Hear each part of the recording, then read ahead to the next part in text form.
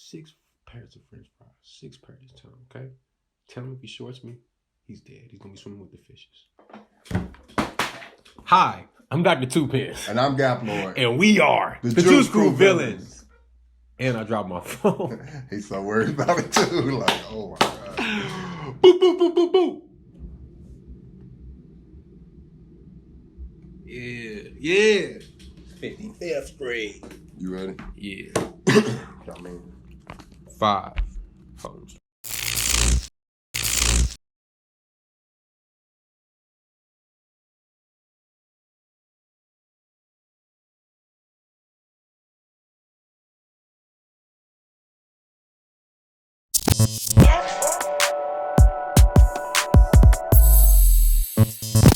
good day, everyone. It's me, Gaplord, your friend extraordinaire. Today we come to you with a topic we would like to get resolution on, and we would like to get the opinions of the public. So today we're going to be discussing, should an 18-year-old boy move out of his parents' home or be allowed to stay as long as he needs? And I would like to start this discussion out first because it is a very broad and subjective one. But let me start the topic off by asking Dr. Tuepenz, how long is too long for a young man to be staying at his parents' home? Well, Dr. Penn philosophy, I say Dr. Penn's. Dr. Tuepenz rule on this is I have 2 sets. If you're in college, you can have 3.5 to 4.2 years, which equates 3.5 years is about 41 months, 4.2 years like 56 months. Then if you're just working, you're not doing nothing, you're just working, you're not going to school, you're not doing anything, I'll give you a good 2.2 years, which is about 31 months, 2.7, I'm sorry, 2.7, yeah, 2.7, my handwriting's a little janky, but 2.7 years, which is about 31 months, and to about 3.6 years, which is about 45 months, give or take. My math's a little bit off. I didn't really calculate it. I kind of guesstimated it. So don't quote me on that. But that's the time I would give a young person, male or female, that time, because I just wouldn't want them to waste all their youth. So you don't differentiate from male and female staying in the home? Nah. Why not? Because I mean, men and women the same? Everybody can get out and work at McDonald's and pay their rent if they wanted to. If they wanted to, you wouldn't be able to live the life you want, but you can pay some rent and make it happen. So, of course, I may be a little bit lenient on my daughter a little bit, just because it might be a little bit harder for her to come independent. But shoot, from what I be seeing, more men be having to live off the women than the women live off the men. Seem like, right? Ain't that what y'all say? I mean, that's what people say. I personally, I do have bias because I don't believe men and women are the same. And so I would think a boy would be out earlier than a girl, but that's another topic. So let me ask my next question: why do many people in our culture feel like 18 is too young to be leaving the nest?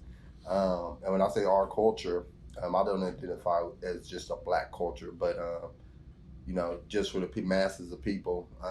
Let me rephrase that: why do many black people feel like 18 is too young to be leaving the nest?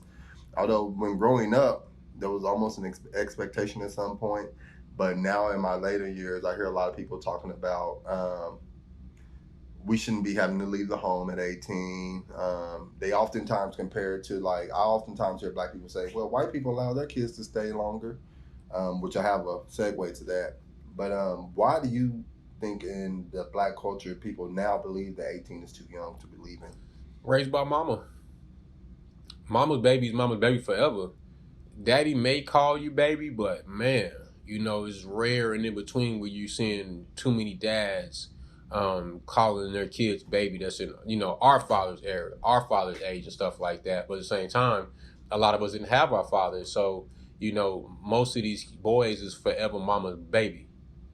Wow, that's crazy that you say that. I've heard so many black women say, even my mother, they say, you're not a baby no more, but you're going to be my baby forever. And it's like, what? I always thought that was weird, but it's I always let it go in one ear and out the other. But I've heard it thousands of times. And coming of age, they really believe that. Yeah, and they momming everybody. They momming these boys to death. That's interesting. So like I was saying, I oftentimes hear black people say, well, white people allow their kids to stay as long as they want to save their money and get themselves together. So it's almost like they want to mimic what white people are doing. So do you know this to be true, that white people allow their kids to stay as long as they need? Do you think that's true or false? Like, I'm gonna say false because I believe it's a case by case scenario. I don't believe that 100% all white people do that. And I think when you say white people do it, you're stereotyping the whole group of people called white. Not all of them are like that. Some of them want their kids out by 18. They probably have some of the same rules I have. And, you know, it just seemed like in the black community, and I love black people, man, I love all y'all. Y'all all beautiful people. It's like everybody is. But anyway, it's like in the black community, complete structure, discipline. We just lack that shit. You know what I mean? Like, we're just lacking it. And this is another example of saying, well, they can stay as long as they want. Really? Do you really want your grown kid staying with you, coming in late night, getting into fights at the club? They shooting up your house. They all on the couch, sleeping on the couch, eating up all the food. Do you really want to deal with that? I'm just saying, like, at that point, they're your roommate. And if you're grown, I mean, you know, over a certain age, what you need a roommate for? I mean, do you, but at the same time, so, I wouldn't recommend it. Do you think would you find this happening more in two-parent homes or single mother homes? Single mother. Where the son can pretty much stay as long as he wants? Yeah. Yeah, you know, I've seen, even with my granny, I've seen like some of my uncles living with her in their 40s. And I always thought it was weird. You know, they'd be down on their luck often. And it's like, man, why are they doing this? I always thought it was weird. And even some of like older cousins who were like, they'd go to granny's house, go live with granny, be 38, 40 years old. I understand people are down on their luck. And it's unfortunate, yeah. Yeah, sometimes you just got to get your stuff together and recoup. And for those people, this doesn't apply to you.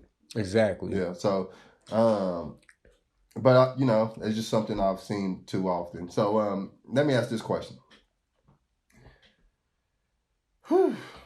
So why do some black people, let me rephrase, you know, I can't say all. Not all. Why do some black people seem to have resentment towards white people yet want to copy their methods of raising children? Oh man, that's the side effects of the civil rights movement. You know, it kind of threw them for a loop, and I just blame it all on the family.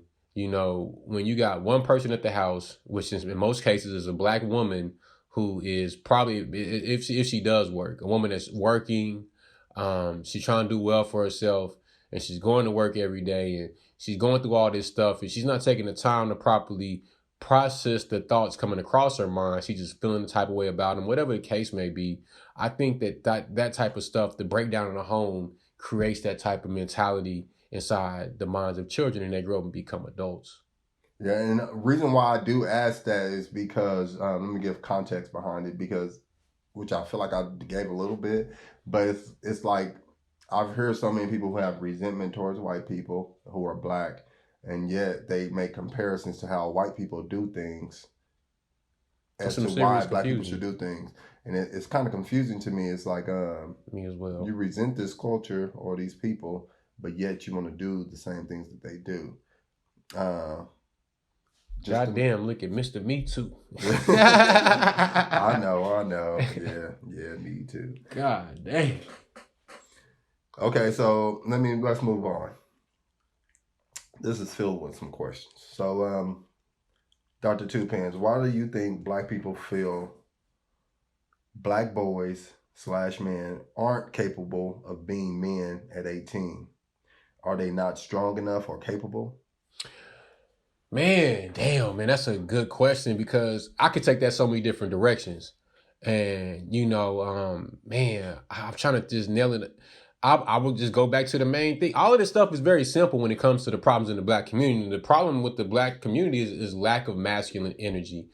Any boy that feel like he can't make it once he get 18 probably wasn't taught how to make it. You understand what I'm saying? A lot of boys wasn't taught work ethic. They wasn't taught to work with their hands, how to change a tire, how to go out and get a job, how to dress yourself, how to tie a tie.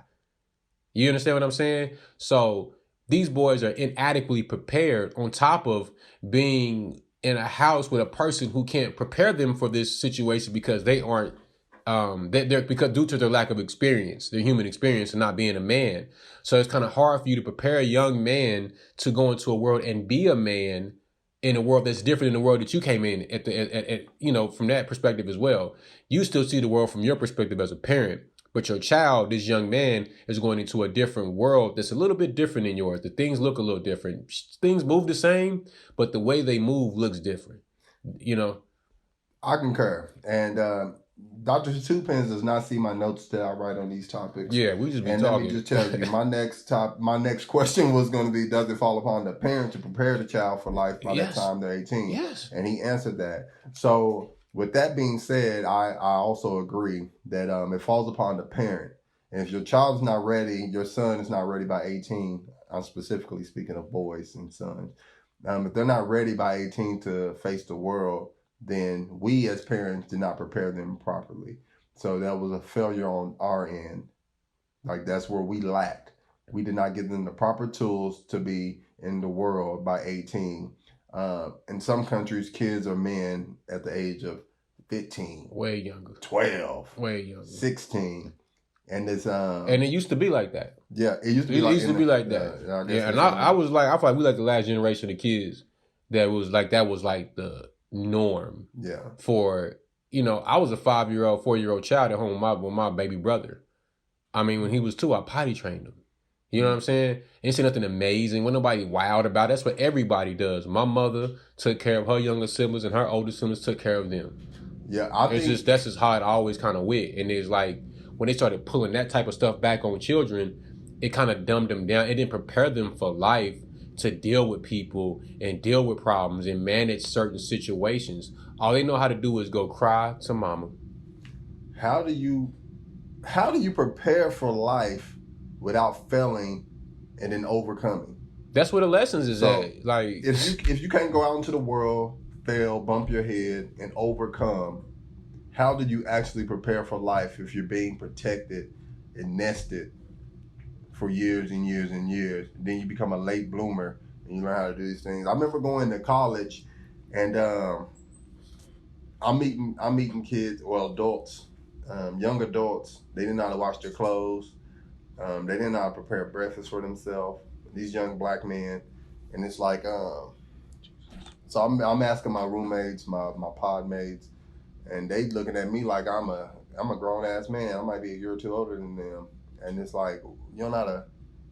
I've been doing this since 6th grade. It's like, you're not washing your clothes. You don't know how to do these type of simple things.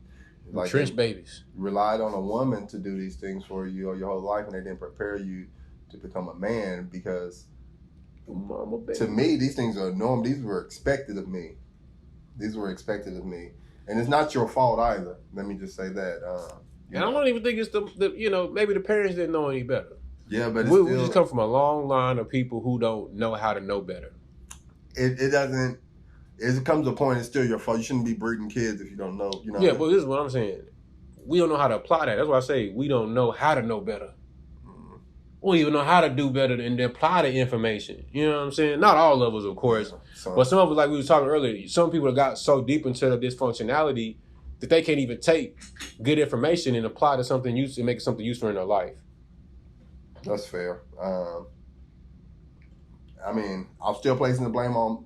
It's still your fault. Yeah. It's still your fault. Don't get it twisted. It is a long line of being unprepared. It's still your fault. Because I say at the age of 16, man, you should know.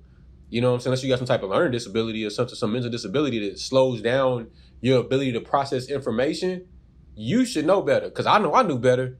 And I was doing a lot of stuff that I knew I wasn't supposed to be doing. But I knew. Yeah. I knew I was wrong, and I knew the consequences of being wrong.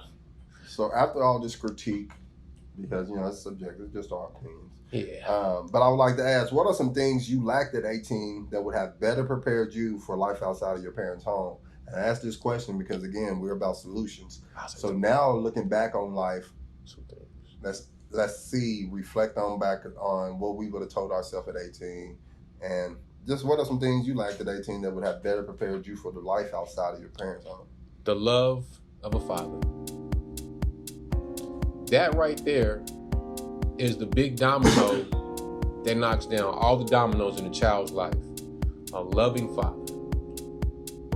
Having that strong masculine energy and having that man that you came from his loin as your hero, as your idol, as your guy, your main guy, your main source while you're on this earth in terms of person that you admire and respect, it can open the doors to a lot of different things. It isn't always about learning, like we were saying earlier, you can't make money when you're mad. You can't do things when you're just angry all the time because your mind can't focus because it's filled with anger. So every time you start working, you'll get angry. The first time you get frustrated, you'll give up, you'll want to quit. But when your mind is centered around love because you've been loved, and the love that people give you, especially your father, it just changes you. It just does. The more I talk to my father, the more I see it changing me. You know what I'm saying? To the point where we finally had our first conversation where I said something that, like he said, he noticed it. He said, "You sound like me." I said, "That's interesting," because I've been feeling like that for a while. But I didn't have a chance to talk to him because, like, the way I talk, my father talks the exact same way 10 times though. Way more. You won't even get to say 2 words. All you get to do is say hello. And he gone.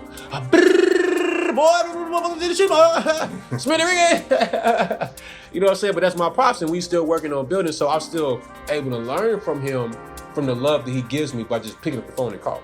Because he don't got to do that either.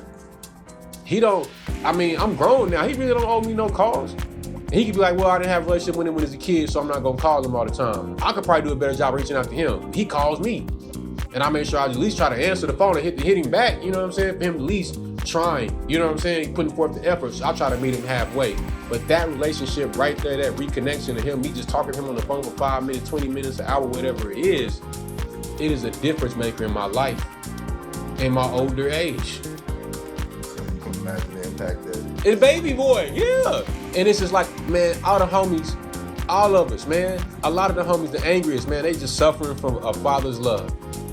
They got mama's love, but mama only got so much love to give. Mama get burnt out and she turned into that lady off of that new Dr. Strange movie. Start tripping and shit.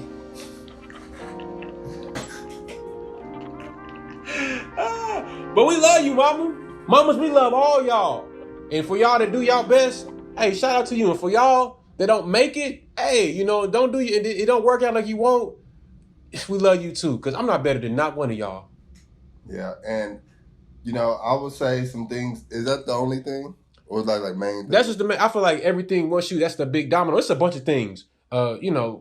Financial literacy, maybe some different programs. But I feel like once you get that love, it's enough to knock down. It'll just come to you because it's God's love. You know what I'm saying? That's the part I didn't mention. The love of a father, true love of a true father is God's love 100%. Just like the true love of a mother is like God. I mean, love is love. True love is God. But when it's coming from your father, you can't have that connection to God if you can't get it from your father.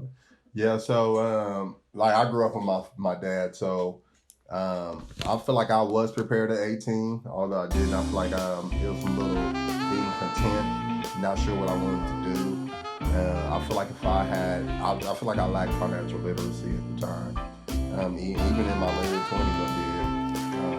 I can say probably early 30s, I just start kind of grasping it. And by then, you're in debt. You gotta farm your way out of debt. But at 18, I felt like I was ready. And my dad, he promoted being out of the house at 18. There was the expectation from him. But my mom promoted staying as long as you wanted. And I didn't want to live with my mom. I went to college. Yeah, who do want to live with that boy? And I think I wasted time. At that time, I was kind of, I was staying with girlfriends type of thing, doing it the wrong way. So I think I wish I would have been better prepared by knowing that never stay with them. And you know what? I always say my dad pretty much told me these things. Did I listen? No. So I think one of the things, so I would say the 2 things that I wish I would have: financial literacy and just listening to my dad. Getting out the house at 18. I stayed for like 2 years, then I went to college. And even when I stayed for 2 years, I wasn't really staying. I just kind of kept my stuff over there. I lived with like a girlfriend, come back and pick up the shoes every month or 2. Kind of like use it as a storage. Yeah, he was working and stuff too, though. So, I mean, like I said, it's hard to jump out here off the porch at 18, fresh out of high school with a basic American high school education, especially from public schools. Mm-hmm. I don't think it's the easiest thing for everyone to do. So you're going to have to get some type of skills. But on the real, if you just letting your kids stay with you and they ain't doing nothing, they waking up every day like it's fucking Friday and Saturday and, you know, messing around, farting around, and 2 years after high school, they're going to look up and all their friends are going to be moved on. Yeah. 2 years after high school, either you're a sophomore in college or you somewhere working, getting knowledge. You know what I'm saying? In the form of money and currency. Yeah. You're doing something. And it's like the people that get stuck in that boat, which it's I don't know what the percentage is, but I know people who get stuck in that where they stand with mama, stand with whoever. And then, like I said, 27, 28, you know what I'm saying? Especially men, let's just be real, fellas. We got to have better standards. As a man, you should want to have your own spot, at least an apartment by 25, 26, if not a house. White people are doing it. Yeah. White people are doing it. Be okay. And I would say, because I'm Like, also solution at this point, be okay with being by yourself. It's okay. Yeah, be okay with being okay by yourself. You can focus on your purpose. You can learn to manage your money properly because in the long run, it'll pay off. And just really focusing on your purpose in your young years, that's when you got the most time to really focus on your purpose. Really? When you start having these kids and starting a family, your time becomes really minimal. Because you got to do it around them. Yeah, you're trying to find spots to do it in. Mm-hmm. And you're not going to be able to commit 100%. Especially when them babies is new. Mm-hmm. Them new babies, they take a lot of time. You got to do everything for them. Yeah. You got to feed them. You got to change them. You got to bathe them. You got to clothe them. And you know what else? Once you focus on your purpose and you find yourself and you get into your purpose, all the women that you wanted, they'll flock to you anyway. And the ones you'll really find out you probably didn't even want some of the ones you thought you wanted because you'll be at a different level in your life and you'll really get to choose who you like. Yeah, you really you'll find her. God will bestow her upon you. I also want to say this last point. Men, I think that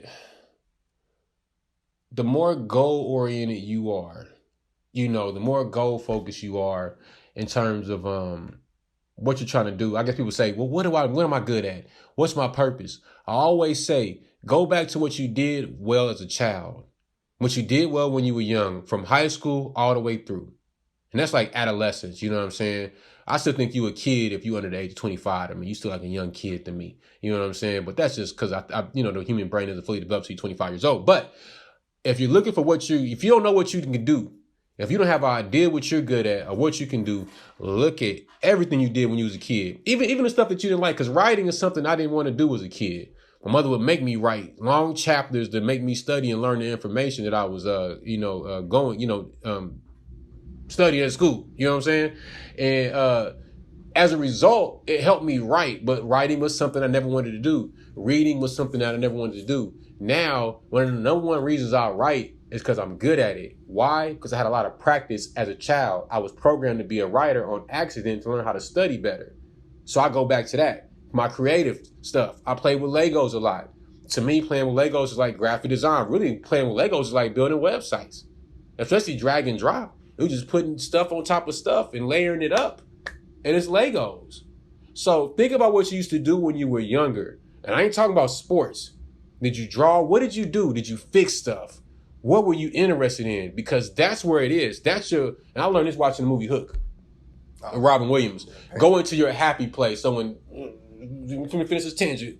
When Robin Williams had to fly as Peter Pan, he had to remember he had to go back to where? His happy place. He had to go back to a happy place inside of him. And he went back to his children, but not even realizing that his happy place inside of him was when he was a child. Because children is always happy. You rarely see a child with a long face unless they just getting super traumatized by some crazy adults. Yeah. You never see it. Even when I be fussing at my son, he be sitting there with a smirk on his face. And I be like, what? Is you getting what I'm saying with this smirk? But I just learned that he's just a child. And he's naturally happy. So I don't want to be that adult. Wipe this smirk off your face before I smack you to the next week. Yeah, taking that joy away. Yeah. Adults, parents, stop taking y'all kids' joy away because your childhood was, not the best. That's what it really be about. Some of y'all parents, yeah. You turned out fine. No, I did not turn out fine. I'm dealing with some shit. I'm trying to work through it. It's like, I might appear like this, but I'm going through shit I got to work out. I'm just handling it better than you are. Yeah.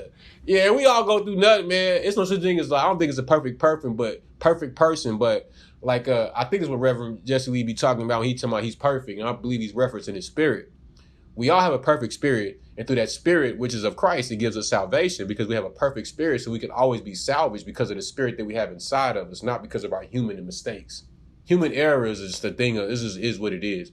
You might miss the turn. You might forget something. You might forget to mention somebody. You may be a little tone deaf. You know what I mean? But you're a perfect spirit, and the Lord loves you.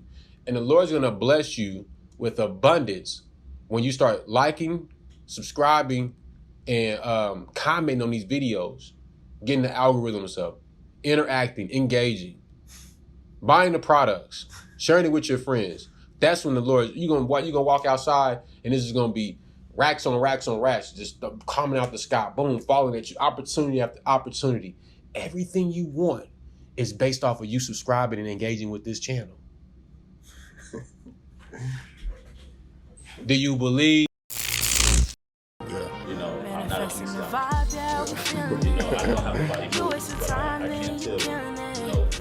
Life's too short, so we living it. So that's one thing that you gotta be able to do is just learn who does have that, learn how to, access the food. And so after that, that's even after you have to recognize it first. So you might not even know till you're 40. Some people recognize it earlier. Some people recognize it later. I ain't been rapping that long. Just to add to that short, my nigga. comment you said. I couldn't write a verse in jail, couldn't get a vibe there. Surrounded by depression, no niggas in wheelchairs. Used to tease me about my sneaks, that shit was weak. Then I met a man who ain't had no feet. Shit get deep, stop complaining about the small shit. Let's catch a vibe, smoking Zaza with my tribe, sipping Bella with my guys. I've been vibing with my kids, you know that's precious. Build the bear for blessing, Norges Cocoa Melon, that's the closest thing to heaven if you ask me. I stay ready for the war.